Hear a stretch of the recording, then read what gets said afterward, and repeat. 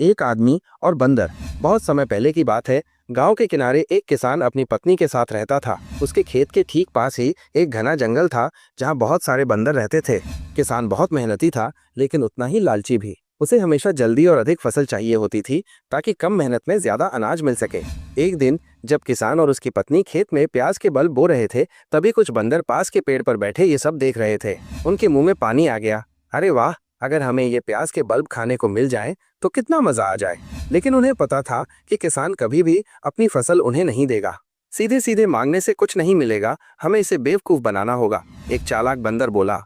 बंदरों ने एक योजना बनाई। अगले दिन किसान और उसकी पत्नी खेत में काम कर रहे थे, तभी 3-4 बंदर उनके पास आ गए। किसान चौंक गया, लेकिन बंदर मुस्कुरा रहे थे। उनके चेहरे की मासूमियत देखकर किसान को शक नहीं हुआ। बंदरों का सरदार आगे बढ़ा। अरे भाई, तुम लोग ये प्याज के बल्ब ठीक से नहीं बो रहे। किसान चौंका। मतलब, तुम बंदरों को खेती बाड़ी के बारे में क्या पता? सरदार ने सिर हिलाया। अरे, हम जंगल में रहते हैं, लेकिन खेती की अच्छी समझ है। अगर तुम इन्हें पहले आग में हल्का सा सेंक लो, फिर पत्तों में लपेटकर बांस के प्यालों में पानी भरकर रात भर छोड़ दो, तो ये प्याज के बल्ब सुबह तक घुटनों तक लंबे हो जाएंगे। किसान ये सुनकर हैरान रह गया। उसने सोचा, अगर ये सच हो गया तो मेरी फसल पहले से भी ज्यादा अच्छी हो जाएगी। लालच में आकर किसान और उसकी पत्नी ने ठीक वैसा ही किया जैसा बंदरों ने बताया। रात भर किसान ये सोचकर खुश होता रहा कि अगली सुबह उसकी फसल देखकर पूरा गांव दंग रह जाएगा। लेकिन जब सुबह हुई और वो खेत पर पहुंचा, उसके होश उड़ गए। सारे प्याज के बल्ब गायब थे। किसान को तुरंत समझ में आ गया कि ये बंदरों की चाल थी। धोखेबाज बंदर, इन्होंने मेरी पूरी मेहनत पर पानी फेर दिया।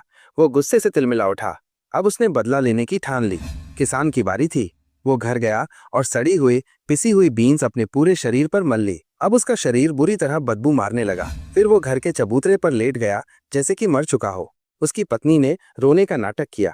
बंदर ये सब देख रहे थे। अरे, जब ये किसान जिंदा था तब हमें कितनी अच्छी सब्जियां खाने को मिलती थीं। अब इसके बिना हमारा क्या होगा? बड़ा बंदर किसान की पत्नी के पास गया। हमें बहुत दुख हुआ, बताओ हम तुम्हारी क्या मदद कर सकते हैं? पत्नी ने आंसू पोंछते हुए कहा। मरने से पहले उन्होंने कहा था कि उनका भाला उनके पास रखा जाए। बड़ा बंदर दौड़कर भाला ले आया। उन्होंने ये भी कहा था कि उनकी बंदूक भी उनके पास रखी जाए। बड़ा बंदर बंदूक भी ले आया और किसान के शरीर के पास रख दी। लेकिन तभी एक छोटी बंदरिया, जो बहुत समझदार थी, उसने देखा कि किसान ने हल्की सी आंखें खोली। अरे, ये आदमी तो मरा ही नहीं, ये धोखा दे रहा है। पर किसी ने उसकी बात नहीं मानी।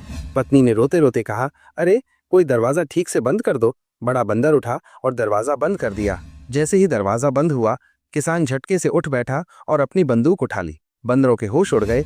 उन्होंने भागने की कोशिश की, लेकिन अब बहुत देर हो चुकी थी। जो दूसरों के लिए जाल बिछाता है, कभी कभी खुद ही उसमें फंस जाता है। बंदरों ने किसान को धोखा दिया, लेकिन अंत में उनकी ही चाल उन पर भारी पड़ गई। और इस तरह सभी बंदरों का अंत हो गया, बस एक समझदार बंदरिया को छोड़कर। आज जो भी बंदर इस दुनिया में है, वे उसी बंदरिया की संतान है। अगर आपको ये कहानी पसंद आई तो लाइक, कमेंट और शेयर जरूर करें। ऐसी ही मजेदार कहानियां देखने के लिए रोचक कहानियां चैनल को सब्सक्राइब करना न भूलें।